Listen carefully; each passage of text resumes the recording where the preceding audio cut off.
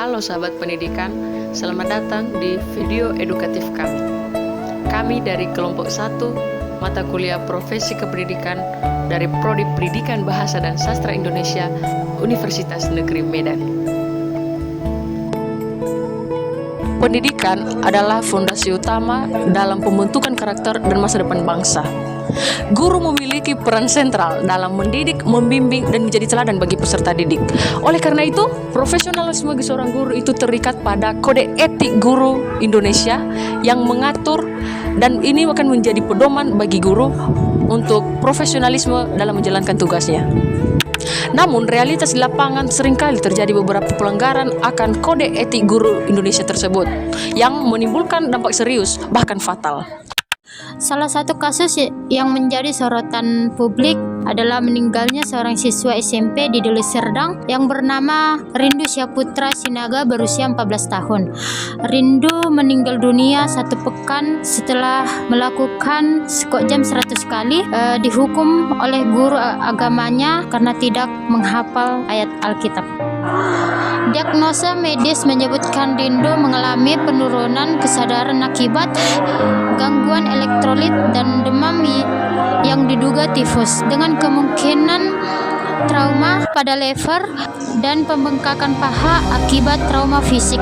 Kasus ini menjadi cerminan nyata dan adanya pelanggaran etika profesi guru yang serius.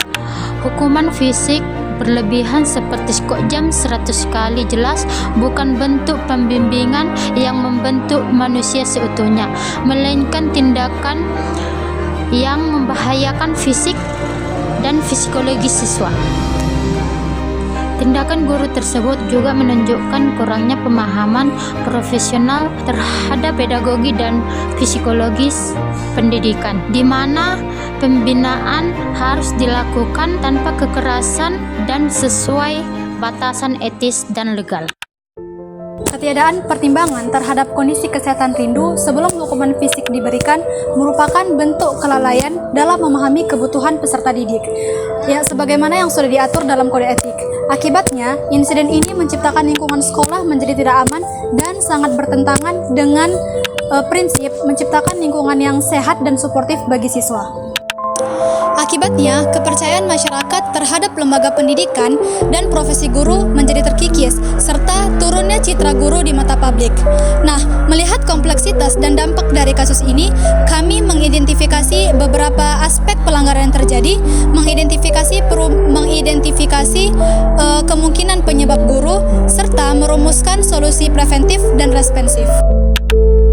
Faktor penyebabnya antara lain yaitu kurangnya pemahaman profesional guru tentang humanis pendidikan, ketiadaan pelatihan etika profesi dan manajemen kelas, pengaruh budaya yang tidak adaptif terhadap praktik non-kekerasan, serta kurangnya pengawasan dan evaluasi dari pihak manajemen sekolah.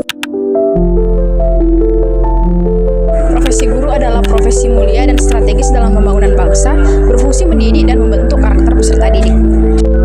Kode Etik Guru Indonesia adalah pedoman moral dan profesional untuk menjaga martabat dan profesi pendidikan dan juga menjaga hak peserta didik.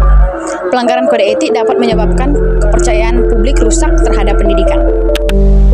Dasar hukum profesi guru diatur dalam Undang-Undang Nomor 14 Tahun 2005 tentang guru dan dosen, yang menyatakan bahwa guru memiliki kode etik profesi serta Peraturan Menteri Pendidikan, Kebudayaan, Riset, dan Teknologi Republik Indonesia Nomor 46 Tahun 2023 yang secara tegas melarang segala bentuk kekerasan di lingkungan satuan pendidikan, termasuk kekerasan fisik oleh tenaga pendidik.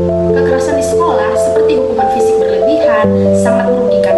Korban dapat mengalami trauma fisik dan psikologis, penurunan prestasi, hingga masalah kesehatan serius, bahkan kematian. Bagi sekolah, insiden ini merupakan reputasi hak menciptakan suasana tidak aman.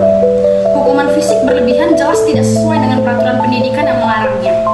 Pendidikan seharusnya menganut pendidikan yang humanis, yang menekankan penghargaan terhadap martabat peserta didik sebagai individu.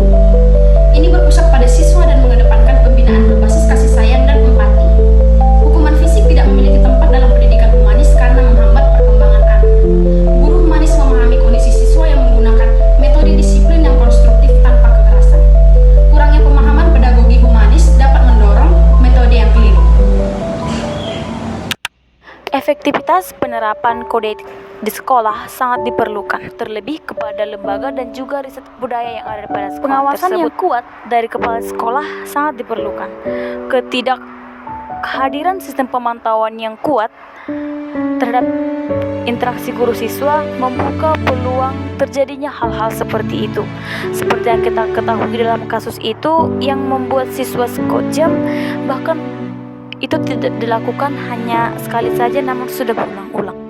Untuk itu, penegakan kode etik guru membutuhkan pendekatan yang komprehensif, melibatkan solusi preventif dan represif.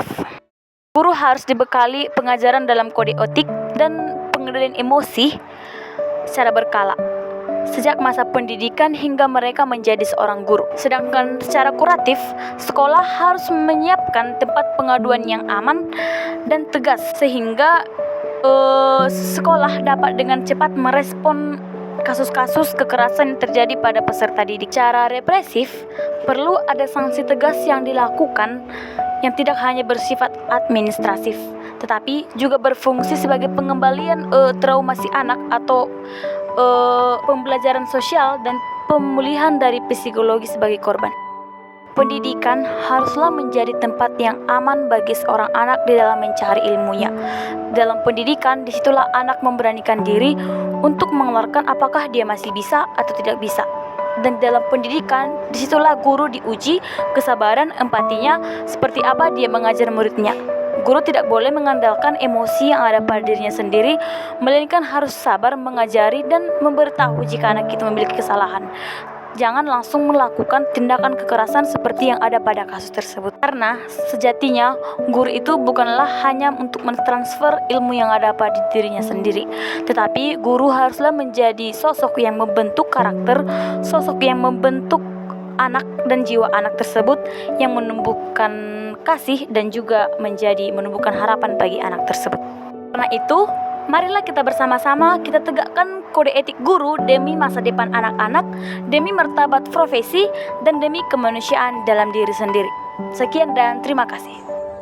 Kami yang beranggotakan Nadia Rizka Situmorang, Muskia Almutia, Ermina Oktaria Penggabean, Soniara Simomora, dan saya Sri Harta Telembur mengucapkan terima kasih untuk perhatiannya.